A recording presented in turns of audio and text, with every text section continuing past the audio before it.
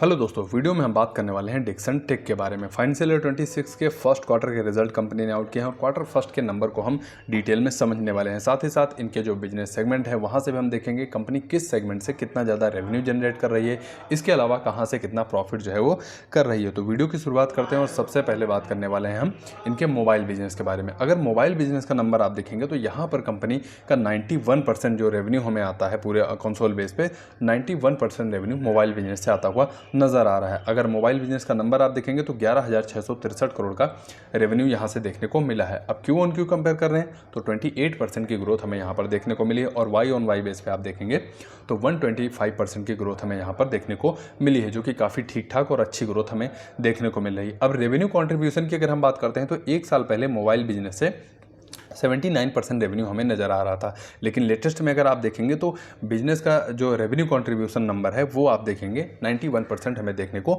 मिल रहा है। तो कंपनी का फोकस मोबाइल बिजनेस की तरफ ज़्यादा हमें देखने को मिल रहा है, क्योंकि बढ़ावा जो है वो कंपनी इसी को दे रही है। अब ऑपरेटिंग प्रॉफिट का नंबर देखेंगे तो यहाँ पर मोबाइल बिजनेस से ठीक ठाक प्रॉफिट ग्रोथ हमें देखने को मिली है। ईयरली कंपेयर करते हैं तो 131% की ग्रोथ देखने को मिली है और क्वार्टरली अगर कंपेयर करेंगे तो 13% के आसपास जो है वो ग्रोथ हमें देखने को मिली है। तो ग्रोथ मोबाइल बिजनेस में काफ़ी अच्छी हमें देखने को मिली है। मोबाइल के अलावा कंज्यूमर इलेक्ट्रॉनिक्स अप्लायंसेज जैसे एलईडी टीवी हुए, रेफ्रिजरेटर हुए, इसकी अगर हम बात करते हैं तो इस बिजनेस में थोड़ा सा दिक्कतें देखने को मिली हैं। यहाँ पर डी ग्रोथ देखने को मिली है, चाहे आप Y on Y number compare कर लीजिए या फिर Q on Q number compare करेंगे तब भी आपको डी ग्रोथ ही देखने को मिलेगी। क्यू ऑन क्यू बेस पे 2% रेवेन्यू इनका कम होता हुआ नजर आ रहा है, लेकिन वाई ऑन वाई बेस पे जाएंगे तो 21% इनका रेवेन्यू जो है वो कम हुआ है। रेवेन्यू कॉन्ट्रीब्यूट जहाँ पर 13% इनका रेवेन्यू एक साल पहले हमें देखने को मिल रहा था, वहीं लेटेस्ट में अगर आप देखेंगे तो मात्र 5% रेवेन्यू कंट्रीब्यूशन इनका हमें इलेक्ट्रॉनिक अप्लायंसेज से देखने को मिल रहा है। तो रेवेन्यू जो है यहाँ पे कम हुआ है और रेवेन्यू कंट्रीब्यूशन भी नंबर जो है काफ़ी ज़्यादा कम हमें देखने को मिल रहा है। इसके अलावा ऑपरेटिंग प्रॉफिट में ईयरली प्रेशर देखने को मिला है, लेकिन माफ़ कीजिएगा, क्वार्टरली प्रेशर देखने को मिला है, लेकिन ईयरली नंबर देखेंगे तो 38% की ग्रोथ हमें ऑपरेटिंग प्रॉफिट में देखने को मिली है। होम अप्लायंसेस में अगर आप जाते हैं तो होम अप्लायंसेस का बिजनेस आप कह सकते हैं स्टेबल ही देखने को मिला है, क्योंकि 4% की ग्रोथ हमें क्यू ऑन क्यू बेस पे देखने को मिली है और ईयरली आप देखेंगे तो नंबर 3% बढ़ते हुए नजर आए हैं। लेकिन अगर रेवेन्यू कंट्रीब्यूशन का नंबर आप देखेंगे तो यहाँ पर 5% से रेवेन्यू कम होता हुआ नजर आया है। मात्र 2% ही रेवेन्यू कॉन्ट्रीब्यूट हमें देखने को मिल रहा है इनके होम अप्लायंसेस बिजनेस से।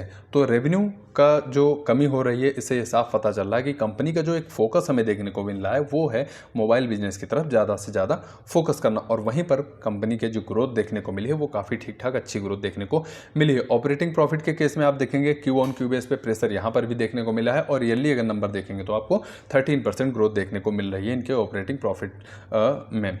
इसके अलावा लाइटिंग प्रोडक्ट की अगर हम बात करते हैं तो दिक्कत यहाँ भी देखने को मिली है, क्योंकि यहाँ के नंबर अगर आप देखेंगे लाइटिंग बिजनेस के तो नंबर काफ़ी ज़्यादा खराब देखने को मिले हैं। चाहे क्यू ऑन क्यू कंपेयर कर लीजिए आपको डी ग्रोथ देखने को मिलेगी, या फिर ऑपरेटिंग प्रॉफिट को भी ईयरली और क्यू ऑन क्यू बेस पे कंपेयर कर लीजिए तब भी आपको नंबर जो है वो गिरते हुए ही नजर आ रहे हैं। और एक साल पहले अगर रेवेन्यू कंट्रीब्यूशन का नंबर देखेंगे तो 3% के आसपास जो है वो रेवेन्यू यहाँ से हमें देखने को मिलता था, जबकि प्रेजेंट में अगर आप देखते हैं तो मात्र 1% रेवेन्यू हमें यहाँ से आता हुआ नजर आ रहा है। अब लास्ट में हम बात करने वाले हैं कंसोल नंबर के बारे में। तो अगर हम कंसोलिडेट बेस पे देखेंगे तो यहाँ पे टोटल जो रेवेन्यू हमें देखने को मिला है 12,836 करोड़ का रेवेन्यू हमें देखने को मिला है इनकी टोटल इनकम। इसके अलावा अगर आप पिछली एक साल पहले से कंपेयर करते हैं, यानी पिछले फाइनेंशियल ईयर 25 से फर्स्ट क्वार्टर से कंपेयर करेंगे तो यहाँ पर रेवेन्यू ग्रोथ अगर आप देखेंगे तो 95% की ग्रोथ हमें देखने को मिली है।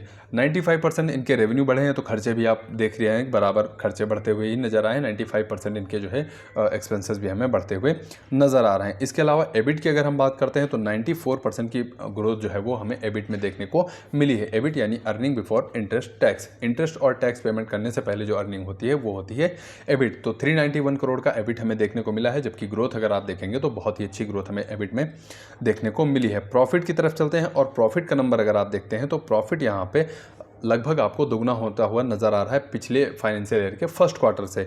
140 करोड़ का प्रॉफिट हमें एक साल पहले देखने को मिल रहा था और प्रॉफिट वहाँ से दोगुना होता हुआ नजर आ रहा है, 280 करोड़ का प्रॉफिट, यानी 100% प्रॉफिट ग्रोथ हमें यहाँ पर देखने को मिली है। लेकिन अगर मार्जिन की हम बात करते हैं तो मार्जिन आपको मिले जुले ही देखने को मिल रहे हैं, 0.1% की ग्रोथ हमें मार्जिन में ही सिर्फ देखने को मिली है। तो ये डिक्सन टेक के नंबर थे, क्यू ऑन क्यू बेसिस पे भी मैंने आपको कंपेयर किया और वाई ऑन वाई बेसिस पे भी नंबर मैंने आपको कंपेयर करके बताए हैं। उम्मीद करता हूँ वीडियो के माध्यम से आपको वैल्यू मिली होगी। अगर वीडियो 0.1 या 0.2% भी आपको नॉलेज दे गया तो चैनल को आप हमारे सब्सक्राइब करिए, वीडियो को लाइक करिए। आपके कीमती समय के लिए आपका बहुत बहुत धन्यवाद।